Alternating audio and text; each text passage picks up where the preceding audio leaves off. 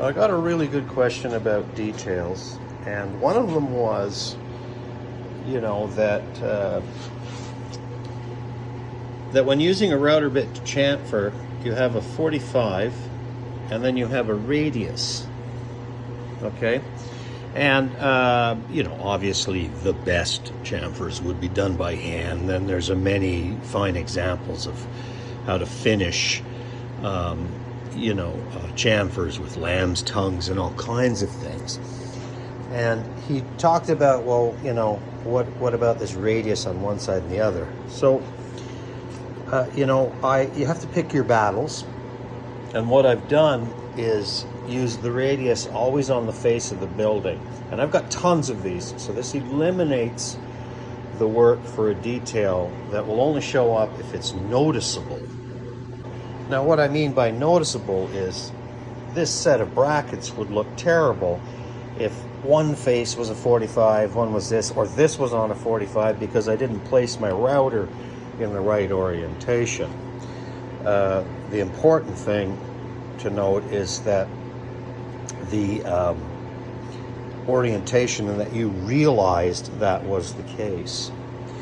Now, in the case of this column, I have two faces, and so I can't really use that sort of orientation. Although I didn't do any handwork in the middle, if you come very slightly here, you'll see just a small little ridge. And how that was dealt with, okay? So there's just a small little ridge. Do you see it? Just that small little ridge? That was by routing from both faces and giving it a curve on both curves. So once again, picking the orientation for the radius allow me to go around corners, and then the sides are on 45. So that's a way to get a lot of what is considered high-end handwork detail straight off of the machines. And there's nothing wrong with developing stuff straight off of the machines.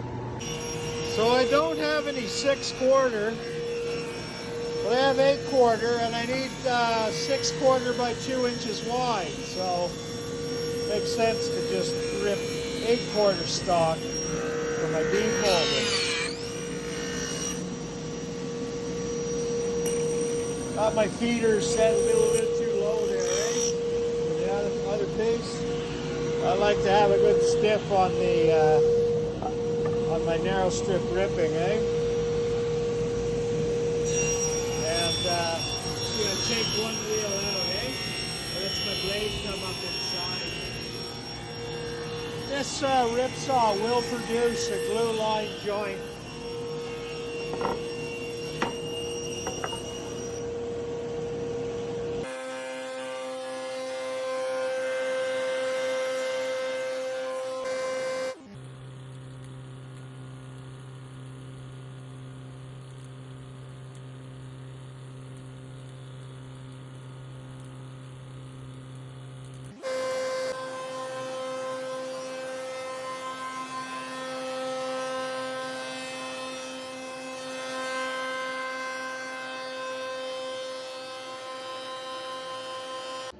Okay, so we've got pretty much to here. We're letting some paint dry, and now we're going to build this component.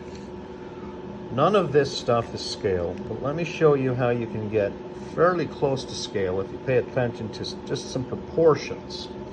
So I got to develop this in more of hard numbers that I can work from, so at least I can get my rough material components ready. And I can tweak the design after that, so I can add a little bit to my rough material. So this took 10 minutes, and I fleshed it out. Now, this is not a scale drawing, but it is what I call somewhat in proportion, okay? So I know that the crown is 5. It's a little wider than what I call the rail, which is 4. So you can see, that looks like 5, that looks like 4. And if that's 2, then all the spaces in between should be about that size. So that's 4. Okay, so I'm making it 24 inches wide, and I want it to be a square. And that was my original intent. So that is the size. Then I want 3 squares. So I made them 4 inches tall, which left me 2 inches in between. Okay, so you can see it's roughly in. There's a little line here, which is just a banding molding with a hard edge. That's 2-inch stock. It could be 1.5 inches, but it's still, I'm giving it 2 inches. So I'm giving 4 inches at the top, 4 inches at the bottom. Whether you'll see that, I don't know. But that is what I'll work from. That is it sitting on that base there. And then that's my roof overhang.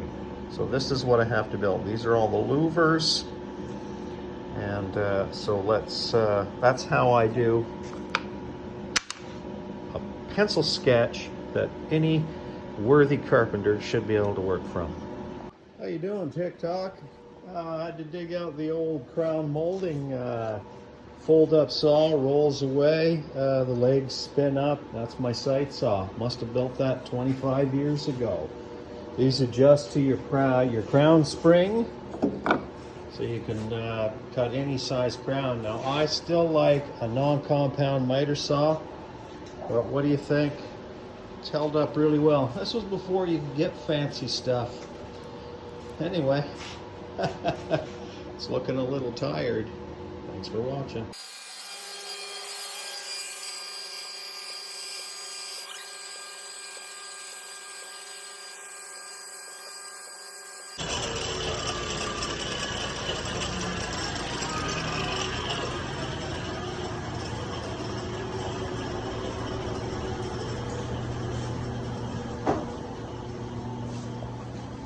So I have all the mortises done. I'll do tenons tomorrow, and I'm going to paint the pieces of the pieces of the crown that are painted, and that's it for today. Got all my components. So all of the rails are here. They'll get tenoned, and so I'll dress that up today. All out of scrap from the framing material, the offcuts of some of the timber.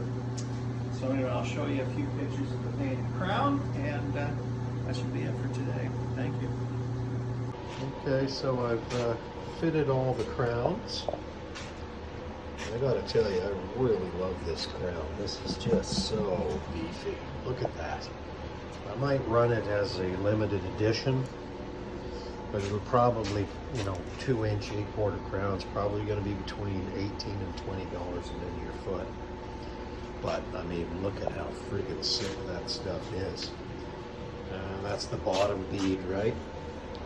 And it's stood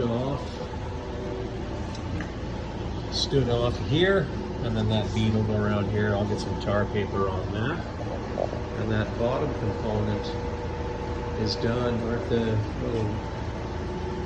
nice little hammered washers that Nick made, little tiny ones, eh? We have 3 different sizes on the building. Anyway, not a bad productive day. Should have these installed tomorrow, and then try to get the frame together, which is this. So that's what's mortise does, and all the rails that come in here. Changed the design here to a slit. Thought it was getting too tall, and I think it'll look good. Thanks for watching.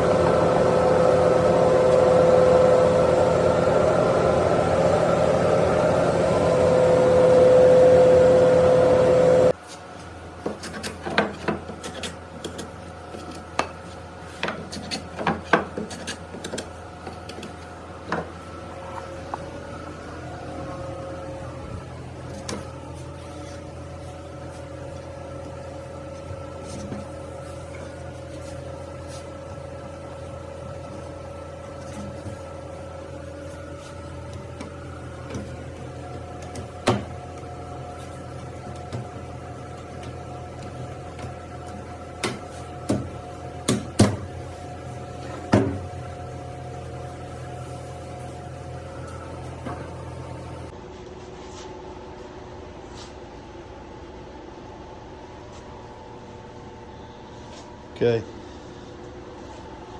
Got the frame mortised out. I'm going to start making the grill material and not put anything together until I've decided on all the details. Like for instance, I'll probably bevel any of the horizontals for water drainage. And anyway, I love the proportions. Okay, a good little test is, you know, you'd like to hear that kind of thing. See that? That means you're building proper, eh? Right? Oh no, that. Now that's the frame that sits up on top of there. I'm not going to add any more framing. That is the framing. I'd like it lighter. It has to be strong. It is locked together up here with a half-lapped collar glued and screwed together. And so I want most of the mechanical framing of this not to rely on glue. Glue is just a benefit, but it's going to sit back at about here, and this has been locked together. And you know, it's it's pretty locked together. I don't know if it's. I mean, I could put a screw, I guess, into this bracket, and I don't think there's going to be any problems. The roof, I probably am going to draw down with a threaded rod. Anyway, I'll worry about that when I get to it. But time to start manufacturing my grills, and I don't want to do anything really yet until I decide what details are going to be. And the corners will be quite interesting. Wait till you see those. Thought I'd show this detail, which is so that we can bring paper up when we do the shingle. This is underneath, so we can get a positive flow, right? Because you start from the bottom, right? And so you've got an inside corner. I'm able to put all my pieces together after I'm done and seal that all in, right? So I think that's, you know, I don't know if there's too many, not really a lot of information on the proper way to use tar paper. And it's just the best stuff, guys. Tar paper for wood siding is the best. Like, I don't care what you say. Hey, it's made of wood, it's paper. What you doing there, Jack? Well, I'm trying to figure out the louvers for the, so these will be all ventilating louvers that sit on top of the thing here, Nick. And so I'm trying to figure out a way to make them so that they're water resistant. So I've cut them with a slope that matches the same slope as that, which is the 5/12 pitch. Mm-hmm. And then I want to make them a 3/4 inch stock, but I want the front to be like that. So I've made a little rabbet so that the water, it's locked out of water, can't roll back inside there. Makes sense. And then I've added a little upstand so that if any blowing water can't go inside the building. And so here's one sort of fitted. I still want to put a bead molding around here.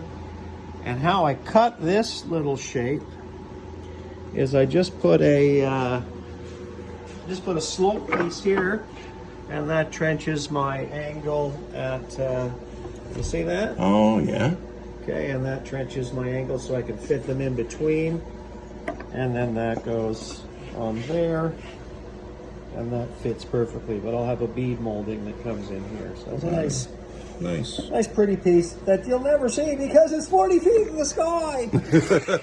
It's kind of true, man. So I've got that to mill. These boxes are all frames. So there's going to be no frame in here. This whole thing's towards the tenon. So there's lots of air. I think we're going to get lots of air coming out of it. Yeah. Anyway, thanks for asking, Nick. What's good is I can just mill up scrap for all my louver stock, dressing both sides, and then I'll rip. Cutter was already set up to do that. Got all the millwork, or at least the bead work done. So that's the framing bead, a little quirk, a little bit of a flat, gives me a little more height on the inside. Got all my front bead for the, just milled out of the scrap. And got all the 1x, well, sitting here, resting a little bit. And we'll mill that in the morning. And that'll make all the components. I guess I still have to make that component. But other than that, that should do it. Can't actually wait to see it.